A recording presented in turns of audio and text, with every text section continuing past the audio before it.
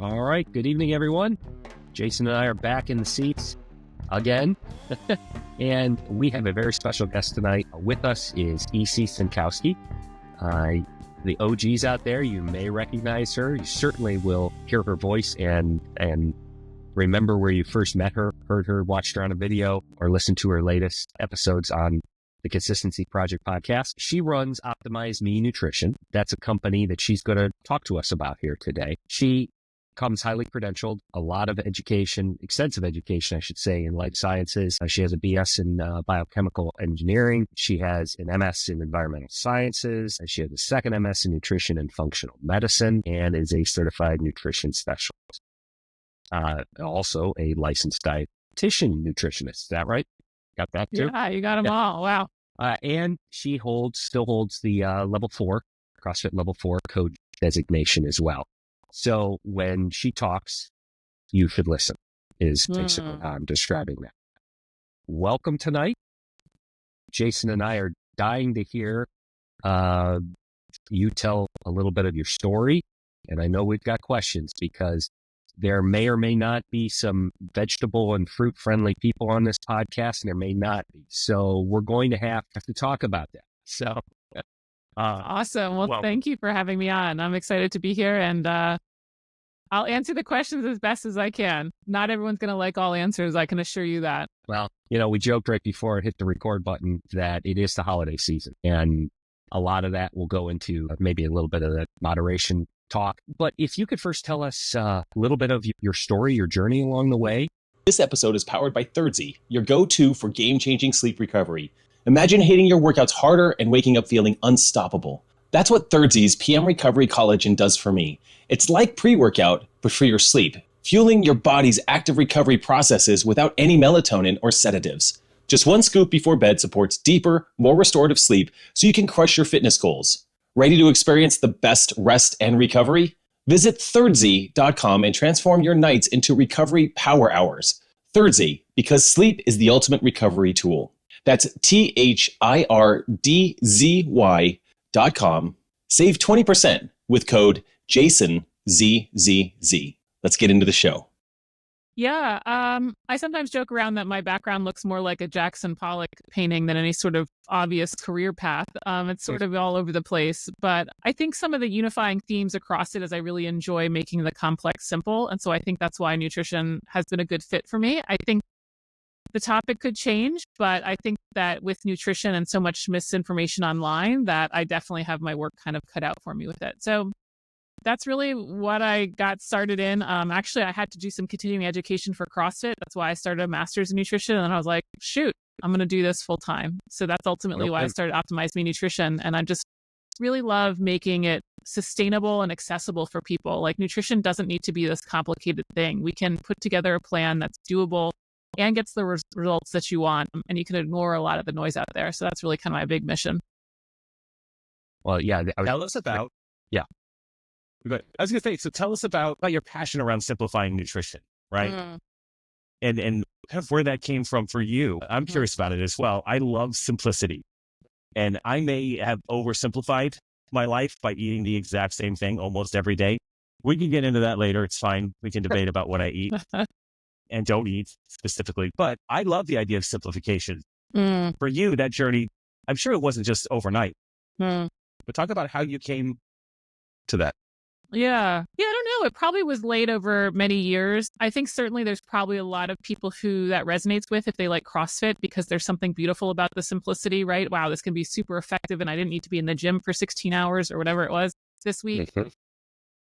So yeah, I mean, some of it honestly started in my environmental consulting career. I used to do environmental litigation work and I would help prepare an expert witness. And we would have these super complex cases, billions of dollars spent to clean up pollution and all of this stuff. And we would have to go before a jury and, help them understand why our side was correct. And it was just a really interesting process of like, he was a PhD chemical engineering. We had all this brain power of environmental science on our side. But yet now you're going to convey to, let's say, accountants and music teachers and all of these people who have never looked at the data before, trying to really convey this topic. And he was just so influential on how I thought about things. He always said, every case comes down to 3 bullet points. That's really the only level of complexity that we can get this jury to. It's going to hang on a few key points. And so it was like constant drilling down to the essentials. And he was remarkably successful. So I think that really impacted me in like, okay, if I'm going to want to be able to convince people, if you will, or have them understand what I want to say, simplicity is the way to go. Like that three bullet points that I'll tell you, salient points, and it's a takeaway, and then it's easy to remember, especially around meal planning and shopping or yeah. whatnot. And I don't know how much you remember about some of the stuff that Greg would say about CrossFit, but even the stuff of like 21-15-9 and how the brain works in threes, it was kind of funny to then go from my environmental consulting of hearing 3 bullet points, and into CrossFit and that sort of stuff as well. And so some of the themes kept being repeated for me. But yeah, simplicity is the way really, I think, to hook people and get results. Now, you are fully involved with your company, Optimize Me Nutrition. Your website lists it as B2B and B2C. So you will work with companies as corporations as well. So do they look to you for specifics, guidance? Do you try and do a little bit of fact finding and then drill down to what their needs are or how you can help them? Yeah, I mean, I kind of developed over these years since I started what I call my 3 pillars method. There we go with threes again. And it's a progression. It's a progression for people to move through their diet. And my premise is that for the overwhelming percentage of people, the nutritional needs can be boiled down to getting adequate quality in the diet, like vitamins and minerals, adequate protein, and then adequate calories. And once we align those 3 things, that you don't have to worry about a lot of other details. And so that's the progression that I take virtually all of my clients through in varying degrees of detail. Some of it might be 800-gram challenge style, which is a lot of how I work with companies or gyms or even my corporate wellness programs. A lot of times it's just getting them going on eating some fruits and veggies, all the way through my master class, which is sort of a 10-week deep dive and really doing a data analysis to kind of optimize those 3 different endpoints. I would say, I don't like to say that I treat everyone the same because within each of these 3 pillars, there's a lot of room for individualization and personalization, but you kind of want to think of it almost like a progression in CrossFit to get somebody a muscle up. Like there's lots of different individualizations along the way, but we're all trying to get people to kind of do this pull to push movement, So it's a sort of similar process for me. And then depending on the clientele, it kind of dictates the type of program that will be run. So let's take Rick. Let's make Rick an example. Like, if you were the nutrition client, right? Rick, I think, eats salads for breakfast, lunch, and dinner typically, or at least that's what he tells me. Yeah. A little bit of white meat, chicken, and then that's it. That's all he eats. And I'm like, Rick, we just got to get you eating more food. Not really. Right. This is very high level of us just, having been in an Airbnb together. Like I know what Rick eats, and then he knows that I eat a pound of ground beef every night, and I'm going to set off all the smoke alarms in the in the extended stays. I'm going to do all that.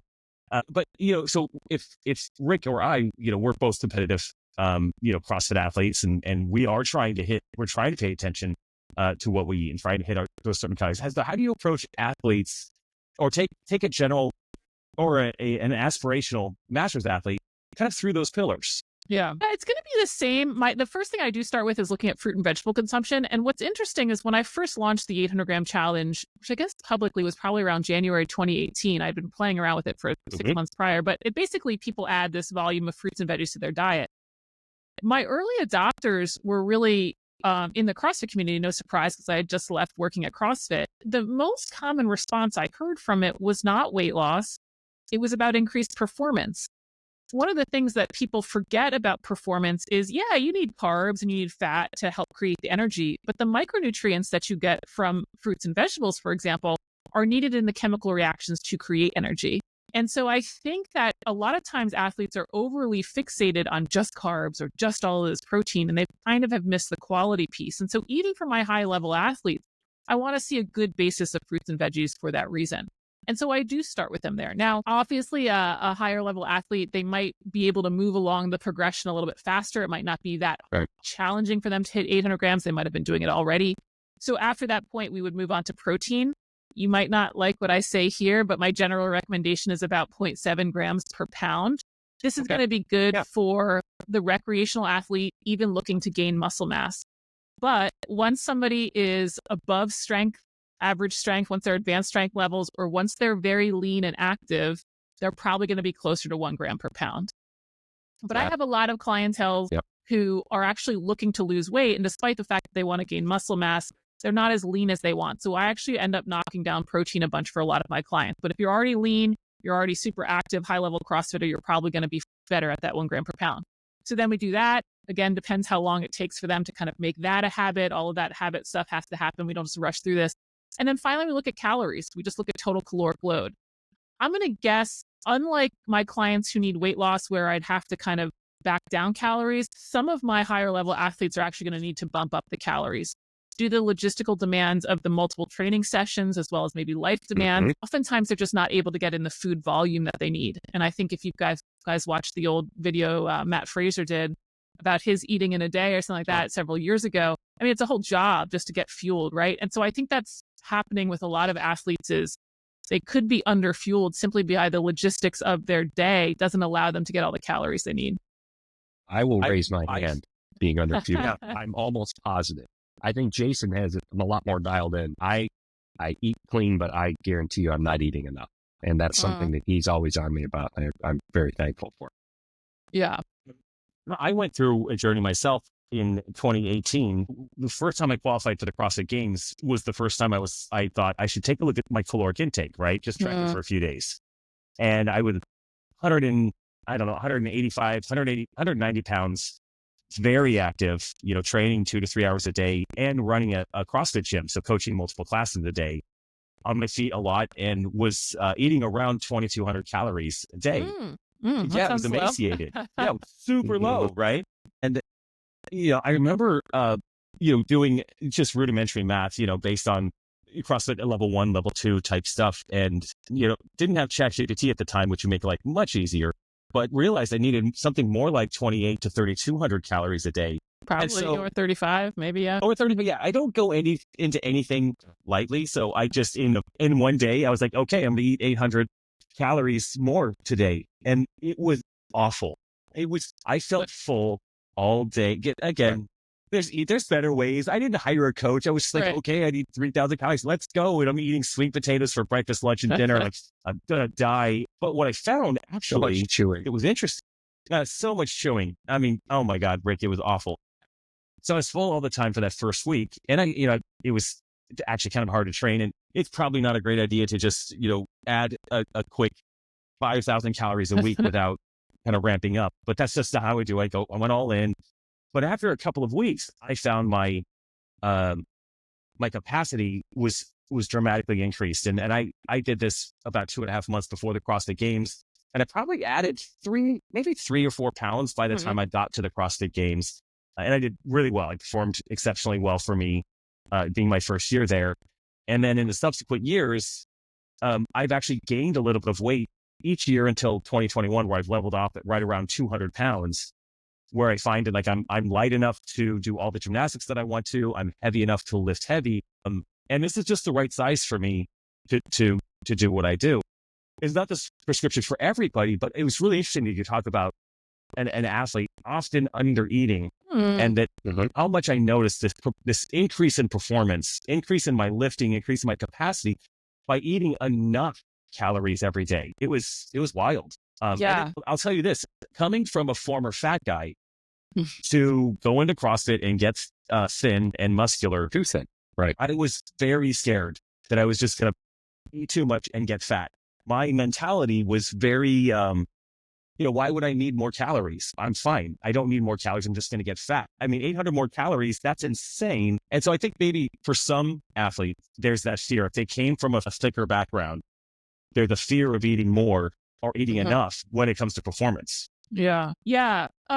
Couple points on that. I mean, there's always going to be this, I don't say always, but most sports have this dance between body weight and like body weight to strength ratios. So there are going to be people, depending on kind of where they genetically are the strongest, or even we could point to women, for example, who typically don't put on as much muscle mass in the upper body, might have to ride the line a little bit more on a lighter weight where overall, especially in something like CrossFit, they end up being better balanced overall, right? So there are going to be some cases where people are like, oh, I actually do a little bit better when I trend a little bit lighter. And there's going to be other cases where people say I trend a little bit heavier. But we just have to remember that it's going to have to play out across all of the performance metrics that we look at. The other thing that I wanted to just mention, and I agree that you probably should have done a little bit different ramp up period. Sure. But this is the performance athlete's a really interesting set. One, because it's unlike most everybody listening. I don't know, maybe you do have a very highly athletic population, but like most people, even in the CrossFit community, don't really fall under the performance set in the sense of most people, even if they're CrossFitters and they work with me, they're still looking to lean out. And so we need to look at cutting calories. But for my individuals like you who are in this 3,500 calorie plus range, somewhere around there, this is an audience that we are going to want to look towards processed foods, which I'm sure some people are going to gasp and be like, I can't believe you have a nutritionist saying this on your podcast. But high performance athletes cannot do it all on broccoli and apples. And it's not going to be this pure paleo diet. And it's okay. There is a point at which we need the broccoli and the apples. And then there is a volume at which, okay, now we just need the calories in. And so this, I think, can be a little bit of a disconnect for people when they see their favorite CrossFit athlete downing all these donuts. There's no way they're going to get to 5,000 calories today if they try to do it all paleo. Yet people who are doing the one workout a day, 10-minute AMRAP, okay, most of the diet is going to be the broccoli and the apples because they just don't need as many calories. Bingo. It's funny you mentioned that. When I tried to add that 800 grams or 800 calories to my life, at that time in my life, I had read a book called Undoctored. The same author as the book Wheat Belly, right? So Dr. remember his name. Yeah, way back then. And I was convinced that I was never eating grain again, period. So there was no beer in my life, which was great. You know, that was a good thing. But there was no bread whatsoever, no bagels, no bread, no spaghetti, no pasta, nothing like that. No rice at the time. And so I was doing that. I was trying to eat bananas and apples and sweet potatoes and broccoli, which has no calories to it. It's air. So all the things, and it's delicious. Green air. One of the only vegetables I like. And so that's why I was so full. And I did that for about a year to the point where I could not eat sweet potatoes. Exactly. I did switch over to adding white rice back into my life. And now I have some bread from time to time. So my wife loves to make bread. So like last night, I mowed down probably an entire loaf of bread because she made it. And that's not okay. I tell her not to make it, but she makes it anyway. She's going to be listening to this podcast and she's going to laugh because if she makes it, I eat it. And it's a big problem for me. But adding those, you mentioned that processed foods, like, you know, white rice is a very processed food. Whey protein is a highly processed food. There's just some of these, when you're trying to consume a certain amount as a performance athlete, there's cheat codes. And we have and I imagine you'll talk more about this, but this idea that when you try to get this many calories, you have to take some shortcuts, and you just need to make sure you're covering those bases on the nutrient density. And then the rest of those calories are going to come with some not as nutrient dense items, where the live long and prosper everyday person probably doesn't have the liberty for those extra calories. I'm using my hands on screen. It's a podcast, but I'm using my hands. That extra non-nutrient density foods, they're going for the most nutrient dense. Because if you're only eating 2,200 calories a day as a man, like, it needs to be pretty nutrient dense. Is that correct? It needs to be nutrient dense, and it also needs to be filling. I mean, that's actually one of the things, the properties of my 800 gram challenge, and even adding the protein component. You know, I like it when people are like, oh my gosh, this is so much food. Now, it's actually not that many calories, but they feel so full. And so when you only get, and I work with women who might be in the 1,700 calorie range or something like that, when you only get 1,700 calories, that's very tight in a modern food environment. Now, I still think they have a little bit of wiggle room. They're probably going to have 200 to 300 calories a day that they could truly spend on, like, you know, Pop-Tarts or whatever. But like, we want to make sure the majority of the diet is these whole unprocessed foods, so they're full and they're not reaching for all the snack foods. Once we get to somebody who's like 3,500 calories in that range, you have a lot of liberty, because it's actually kind of hard, especially once you consider 2 training sessions and, gosh, heaven forbid, like work during the day to actually get through that food volume. You mentioned the 800 gram challenge. Yeah. We did that at our gym. Cool. I owned a gym until 2019. And so we did it at the gym, and I participated. We all participated, and it was so hard. It was so challenging. 800 grams of vegetables and fruits is actually challenging. I mean, so Rick could do this in his sleep. Okay. But I just want to say this just for our audience, and EC, you can confirm this, but I asked ChatGPT what 800 grams of fruit and vegetables might look like. Just as an example. And I know you have dozens of examples of this, but this is what I got. One large apple, one bell pepper, 1 cup of blueberries, one large carrot or 2 medium carrots, 1 medium banana, 7 to 8 inches long, 1 cup or 2 large handfuls of fresh spinach. It's about 800 grams. Yeah. That's so much food. I mean, Rick eats that for lunch, but that's that. I don't know what time it is. I haven't had dinner yet. I'm not that far. I'm glad you did that because I am not that far from that already today. It ends up being about 6 cups. Now, leafy greens are quite light, but some of those items and you can think about it like a closed adult fist is about a cup. So it ends up being about 6 cups. Now, leafy greens are light, as I was mentioning. And so typically it ends up being, those are kind of filler. Yes, they count, but they just don't add up the same kind of weight as if you had blueberries or bananas. And I know we're on a podcast, but my dog here is actually named Graham after the 800 gram challenge. And so whenever he hears his name, he comes by because he wants to be part of the conversation. So he's right behind me as I'm mentioning this 800 gram challenge. But yeah, I think one of the strategies for people, to think about, and this is really great for my clients, is just kind of 2 cups at each main meal and then fill in the rest. And so each plate would have about 2 cups or 2 fists. So you kind of make the foundation of the meal around the fruits or vegetables. And of course, my CrossFitters are going to add some protein. But then after that is when you round up the meal on maybe a caloric need or just satiety. You add some grains, you maybe add some nuts or something like that.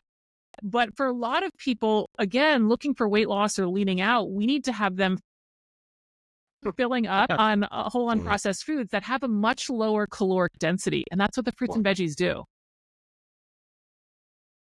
I was going to ask you to explain that, and I'm very glad that you did, because I think that's what a lot of folks first heard was the 800 gram challenge. And I think it's a registered trademark of yours now, right? Yeah. So I've actually had, it's cool. I've had over, I think, 1,300 gyms do it. And I'm working on some platforms that will, in the next year, gyms will be able to kind of keep participating and also have some longer term accountability for members too. Because I think what frustrates me a little bit is people are like, I did the 800 gram challenge. And I always think to myself, well, what are you eating now? It wasn't never meant to be this 30-day thing. It was meant like, hey, this is a foundation to a healthy diet. Again, it's going to be foundation even to our higher level athletes because it's only about 400 to 500 calories. And so there's still plenty of room for a high level athlete to have other stuff. But hey, let's get this base in where we're going to get a lot of vitamins, minerals, we're going to get a lot of fiber before we add on all of this stuff. So one of the things that just popped up in my head as I think about 800 grams, or I try to think of how much food I eat, I think about I'm always thinking about the budget, right? Our food budget as a family, right? Yeah. My wife and I and 2 boys, right? They're 11 and 7. I think that's their ages, but they're around that. They're in that age group. And, when we do have a dinner and we've got, we're going to try to make sure the boys get some vegetables, and whether we're having chicken or red meat, let's just call this a standard dinner. Okay. So I know tonight we're having meatloaf, which is awesome because it's got 2 pounds of ground beef in it and it has vegetables. That's got some other stuff in there. And that's, we try to get grass fed ground beef, right? And at 90% lean, that's like $11 a pound. So we're like $22 for this protein part of our dinner. And if I think about myself or the kids trying to get a couple of blueberries in their lives, like blueberries, it's like $5 for a little. It feels like it. Yeah. So these are really bad examples because I know bananas aren't very expensive and apples aren't very expensive, except for the apples I like, which are Gala apples, and they're more expensive. But how do you? What do you recommend when people start looking at this? They're like 800 grams of healthy stuff is actually really expensive, where like 2 cups of white rice is not expensive. How do we navigate that? Or are there any hacks around that, or to help a guy like me that's like, man, I can't afford to, or it's hard. We can totally afford it, but my brain starts to go snap when I think about spending $50 a day per person in our household to eat. Yeah, it's a common concern. I do think there is a little bit of it's kind of in the wellness community, and I do think it's pervaded the kind of the greater CrossFit community that, your diet isn't healthy unless it's locally sourced blueberries and like some heirloom variety of tomatoes, right? And it's just complete crap. Potatoes are very, very healthy. Bananas are very healthy. Carrots are very healthy. Broccoli is there's some really, really good options that people will always think they're less than, especially potatoes and bananas and carrots. Like they're just sort of like thrown to the side. And everybody thinks they always need to have like this array of all these locally sourced berries, as I mentioned. So like if you let go of that and embrace some of those cheap raw beans, oh my gosh, so healthy. And then canned and frozen things are allowed on the 800-gram challenge as well, which is a great way to cut costs just because they don't have to always look as pretty as the fresh stuff. And so it ends up being not that expensive, again, so long as you're not always buying organic raspberries. Now, my opinion is I don't actually think we need to buy organic for health reasons. There may be environmental or ethical reasons that people want to choose to do that. And that's a whole other conversation that I'm not qualified to speak on this. But I don't think you need them from a nutrition perspective. So now once you take it back to, wow, I can, get some of the items that we already mentioned, the apples, the broccoli, the bananas, the carrots, the potatoes, the beans, you're going to have a really great coverage across the vitamins and minerals and really not cost much at all. I'm really glad you said that because I do like to cook and I go down the YouTube rabbit hole way too many times. And I think of late, more have been embracing frozen vegetables, but they're like, it doesn't have to be always fresh. You can find the right things and add them to soups and stews and things like that, where you are then, what's a expensive bag of vegetables might be $2.50 or something like that. And of frozen. So I'm glad you went down that. Yeah. And a lot of times the frozen, they're picked at the peak of freshness. And so they actually can end up having more nutrients depending on, now nobody freak out here. This is the problem with nutrition is we latch onto some details and then we end up taking it to the extreme. But if your fresh item was shipped across the country and it stayed in the bottom of your drawer for a little while, it's losing nutrients during that process because it's exposed to air and the temperature, where it doesn't happen as quickly when it's frozen. So this is where you could end up getting more nutrients from frozen. Now there's other variables like the soil was grown in and the environmental conditions and all this other stuff. But this is where people will, again, always just think it's less than, when in reality, in some cases, you could actually be getting more nutrients from it than fresh. Music to my ears right there, Jason. Well, in the cheat code to me, the things I heard that are cheat codes like potatoes. Okay, yeah. I can afford potatoes. And a potato potatoes, can be a lot of grams right there. And it's going to kill a lot of birds with one stone. And I was just telling my wife the other day, I'm actually tired of rice. I'm getting tired of rice. After hundreds of pounds of white jasmine rice, I might be ready to reapproach the sweet potato, the white potato. I mean, I really enjoyed them. I liked them a lot, particularly at night after training, and go ahead. Yeah, I was just going to say, people are surprised to learn that they count on the 800-gram challenge. The 800-gram challenge, it was based off of a research study, but one of the things that I looked at to include other things like beans and I kept potatoes and stuff like that was the caloric density. And so when we look at fruits and vegetables, they generally are around 1 calorie per gram or less. Like spinach is down at 0.2 calories per gram, fruits at 0.5 calories per gram, potatoes around 1 calorie per gram. That sounds high until you look at every other processed food.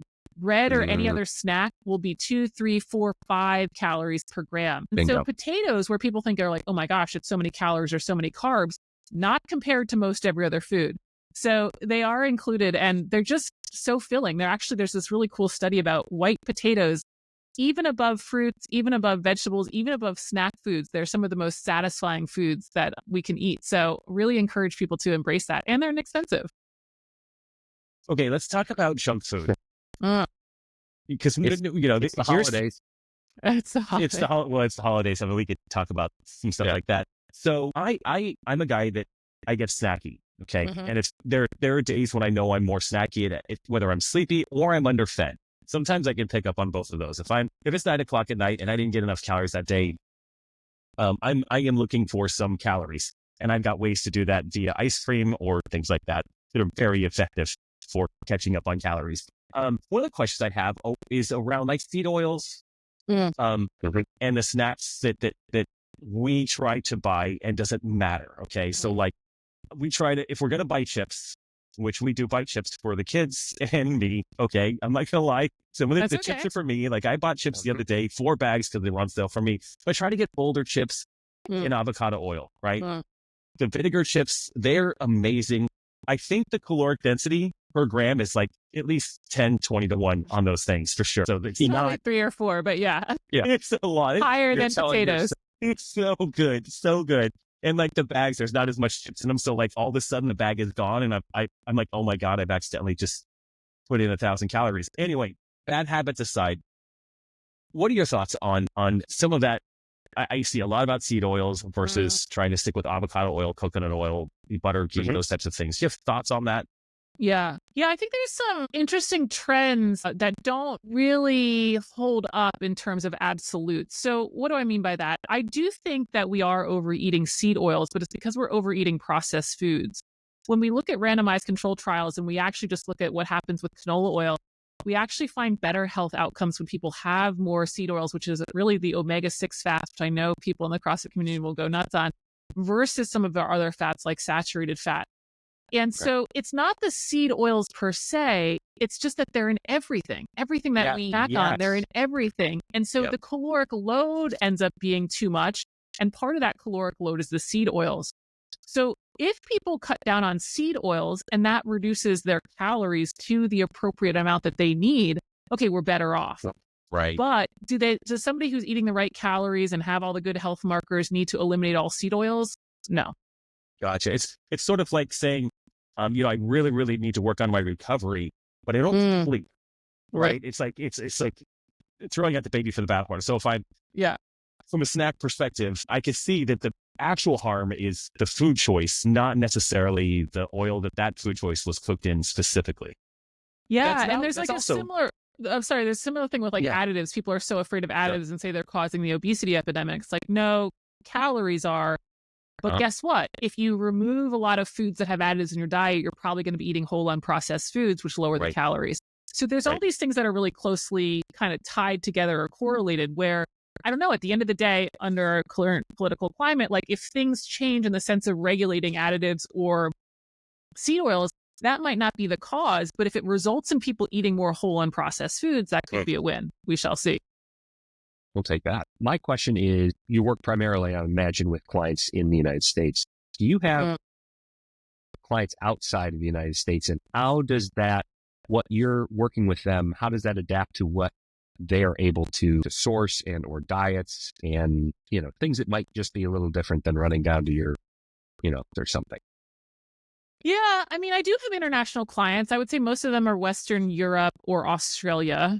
And I think that has a lot of similarities with the US in terms of food. So I haven't run into that too much. I did have a client last cohort in my master class who was in India. But I really encourage people to feel like, because I say quality, but I don't say, okay, you have to go get apples. There's a wide range of foods that can fit there. So I think virtually any culture, so long as we can get away from processed, we're going to be able to fill that need. Now, maybe it's some type of more Asian inspired cuisine, but there's still going to be vegetables and fruits that they lean to more than, let's say, a US centric audience. And that's fine. When we get to protein, I don't necessitate that it has to be animal based. So there's a lot of flexibility there. And then when they round out their calories, I don't specify what that has to be. If people want to round out their calories with more sweet potato, fine. If they want to round it out with Pop-Tarts, fine. If they want to round it out with like homemade Indian desserts, fine. So there's I give general guidance that stays the same, but how people fill those buckets is highly individual. And I think regardless of the location you're in, you're still going to be able to meet them because each one has such a broad range, if that makes sense. Sure. Now, and I do think you did a fair amount of traveling when you were on HDStat, and you found ways that were most appropriate for what you were trying to accomplish at that time, right? Because not every airport has what you need, not every hotel, or you drop into a foreign city and you're like, where do I go? What do I do? Yeah. Did you just kind of took it as it came to you, or you weren't so regimented that, okay, I know I have a 3-day seminar in Germany and I'm not too worried about it? Yeah, I mean, I probably was too regimented then. I was so worried about my, I went through all the crazy diet phases myself, which is one of the reasons why I speak so strongly against them now. I didn't eat a banana for 3 years and I went super low carb and I did my fasting and I did whatever it was, my super macros phase. Like I did all of that stuff. And so there was probably times when I was traveling when I was like super neurotic, and I know I used to travel with my own balsamic vinegar because I was trying to avoid vegetable oils at the time on dressing. I mean, just all of this stuff that now looking back on hindsight and the advice that I give my clients is there are going to be times when your diet just is what it is. And I think international travel is a great example of that. I think domestic travel is actually, I don't want to say easy, but airports have come a long way. You can do Instacart at the hotel. There's plenty of buffets in the morning. You can kind of load up some stuff for later in the day. International gets tough just because of the different cuisines as well as hours, especially at airports that are off from, anyway. So I think what I'm trying to say, though, is like you have to recognize when there's going to be days that it just catch can and you do what you can, but also recognizing how many of those days are truly like that in your life. Like even when I did international travel, I still had way more days at home that I could control to the level that I want to control. Good point. And I think you could pull this idea over to holidays and stuff like that. It's like there's really not that many holidays. Now, if you want to do a 6-week holiday season of only donuts and cookies till New Year's, we have a problem. But if we just take Christmas Day and enjoy it, like go enjoy it. You know what I mean? Right. Or if you're in Italy for the once in a lifetime vacation, you enjoy it. You just have to recognize, though, that when you get home, you can't be doing the Tuesday taco night with the margaritas, then followed by, you know what I mean? Like you have to kind of recognize that there are times when you just say, it is what it is, and I'm not worried about it, but keep those days to a much smaller number than the days that we are on target. It makes me think about, yes. Tomorrow, exactly. I'm traveling to Arizona to compete in the Legends Championship. And last year, we traveled out there and we had a really tough time with just switching planes. Some planes were canceled, all this. So, I had gone 6 or 8 hours without eating. And we're at an airport and literally, I have to eat. I have to be fueled up for the competition that starts tomorrow. I have to. And I mowed down like Shake Shack. There was a Shake Shack there. And it was like, I remember that. Like a double cheeseburger, full on waffle, sweet potato fries, and like a shake. I think I had all of that. I think it was probably 2,500 calories in a sitting. Yes. And probably didn't eat again until the next day, and went and competed and had a great time and all that stuff. But it is interesting that you're right. When you travel or when you're out of your ordinary spot, sometimes it's like, just, just need to do it. Oh, I need food. And so we're just going to make this happen. Yeah. And you certainly had, that's a scenario that a lot of travelers do not have, right? Like if I haven't eaten in 6 or 8 hours, I certainly might get a little annoyed, but it's not like I can't just go for another couple hours. I mean, it does. I don't care how lean you are. You have enough energy reserves. Somebody who's trying to compete the next day, we have a whole nother set of requirements there. Yeah. And so like, there are going to be cases too, as somebody who competes and travels, you might want to be that person who brings the cooler on the plane. I don't do that because I can, like I said, like if I miss a meal, it's like, oh, well, what do I need that for? Yeah. But then for you might have to be a little bit more one of the hyper prepared people simply because the fueling is so important to what you're about to do. Yeah.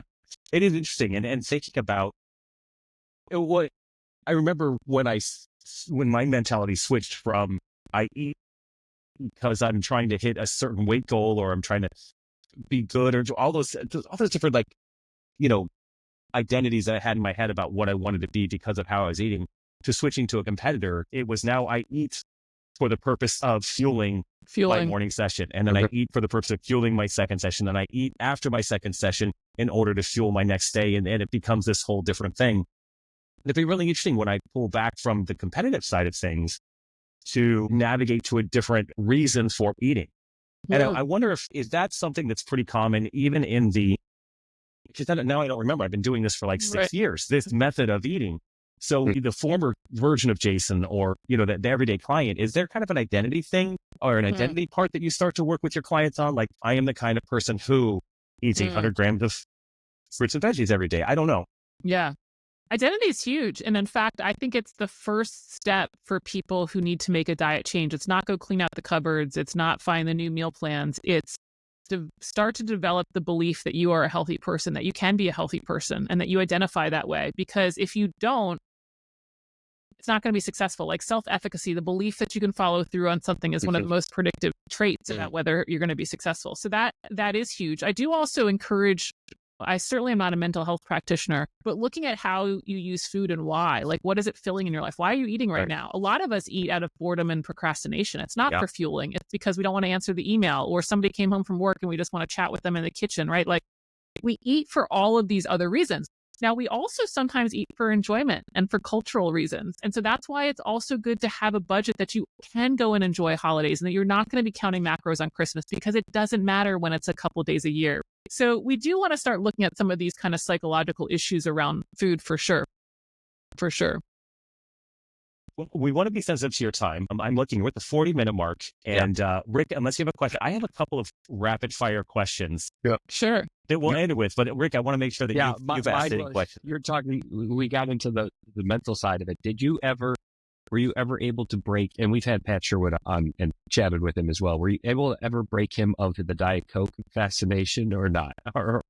No, because I support the Diet Coke. So I just did a podcast on, well, it's funny. I actually just chatted with Pat today about weight loss drugs. So I just did a podcast on sweeteners, and I know people have their opinion and stuff like that, but the process that they go through to establish the correct dose of these sweeteners is very, very health protective. And I don't want to bore your audience with all the details. They can kind of listen to it, but they really try to be like, okay, where are we really not going to experience any negative health effects? And basically, long story short, is in the US, our belief based on our data and all that stuff is the person can have 17 cans of Diet Coke a day for the rest of their life and not expect to experience any negative health effects. Wow. 17 cans, which I'm going to tell. Yeah, that's where they determine the limit to be based on what is being added to each of these drinks. So they okay, I'll bore you a little bit, but they look at, okay, they cause problems to animals. They do animal studies. Sure. And they say, hey, where does a negative health effect occur? And right before the level where negative health effect occur, they call that the no effects level. So it's like, okay, this might happen at 100 milligrams per kilogram body weight. So we're going to say that the limit for animals is 99 milligrams per kilogram per body weight. They don't make that the human standard. They divide that by 100. So then they say the human can only get 0.9 milligrams per kilogram body weight. Then they look at what's a really big consumption in the US of this thing. And we want to make sure that the person consuming a bunch of this stuff is still not going to hit that 0.9 level. Guess what that really big consumption is for Diet Coke? 17 cans of Diet Coke. Oh, forgot. Okay. So I'm going to tell you, you're going to run into hydration issues, caffeine issues before you run into too much aspartame. So this is where, like, diet has to have some enjoyment. And I really enjoy Diet Coke. I know it tastes really fake. I know people don't really like the taste, some people, but like Pat and I, we like the taste of it. This is where you have to have that room to allow people, assuming it's safe and fits within their goals, some room. And so it's like, if you have 3 cans of Diet Coke a week, you know, like, go for it. Good to hear. You know, it's nothing. It's nothing.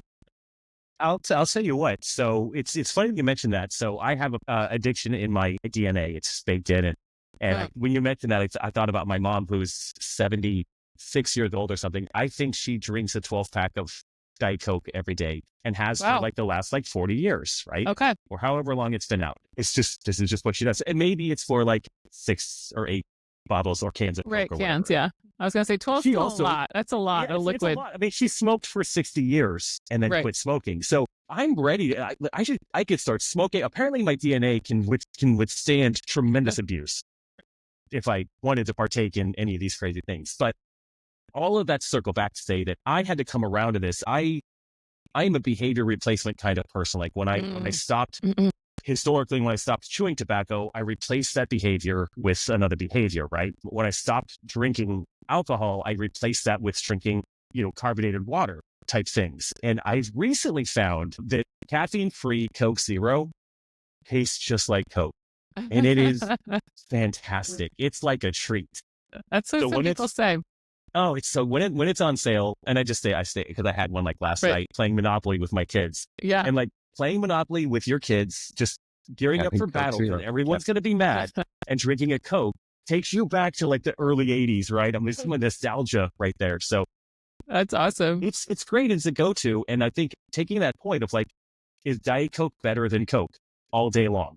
Is it better than chugging beer all day long? So there's all these sort of weights and measurements, and the idea that if someone wanted to drink up to 17 cans of Diet Coke a day, which is insane, but you'd be okay.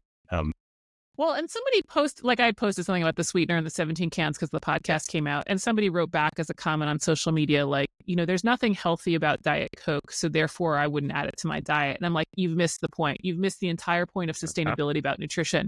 Yeah. If you do not enjoy your diet, you will not stick to it. You might get short-term results, but I'm looking for long-term results. And if somebody enjoys a Diet Coke, great, game on. And so that's what I think, some of the purists get a little bit lost. Like there's nothing healthy. It's like, well, nutrition isn't always about health. There needs a large portion of that, but some of it is literally enjoyment. Right. You can't be the machine the entire time. Right. All right, EC, rapid fire. Okay. Questions for you. Favorite vegetable? Ooh, you thought it was going to be rapid. I'm going to say pan-fried green beans in butter. Oh, yeah. So this could derail the whole thing, right? Now we're going to talk about that's actually really good with like a couple little garlic on there. Okay. Quick go-to meal for you. Ooh. There's a bunch, but this one I've been rocking a lot. A roasted mashed yam topped with 3 to 4 scrambled eggs with coconut aminos. Yeah. Okay. Interesting. I'm starving. I just realized. Yeah, I know. I haven't had dinner yet. You're going to have to go eat. Least favorite diet myth. Oh, the fruit has too much sugar. You should eat fruit freely. It's fine. Okay. No one got fat eating fruit. Just eating fruit. Correct. Best post-workout snack. No. How about your favorite post-workout snack? No, I don't do a ton of post-workout stuff because I just don't need it because I'm just not a big athlete. But let's just say something crazy like donuts. Kind of After a Saturday CrossFit session, I'll drive home and I'll stop and I'll get an iced coffee and it's going to be very boring, glazed donut. This is the best. That's okay.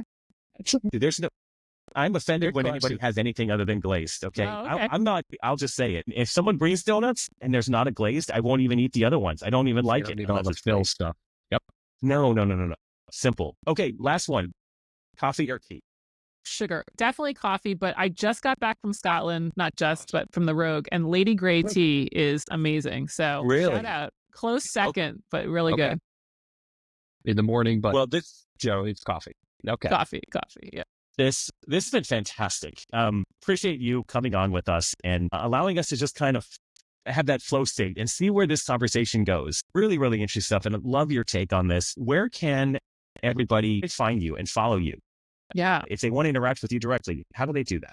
Yeah, well, thank you. This has been a ton of fun. OptimizeMeNutrition.com, same handle on Instagram and Facebook, and then the Consistency Project if they want to listen to some podcasts. Absolutely. The prolific Consistency Project podcast. Yes. Get out there. Lots of good information. Yeah. Thank you very much for your time.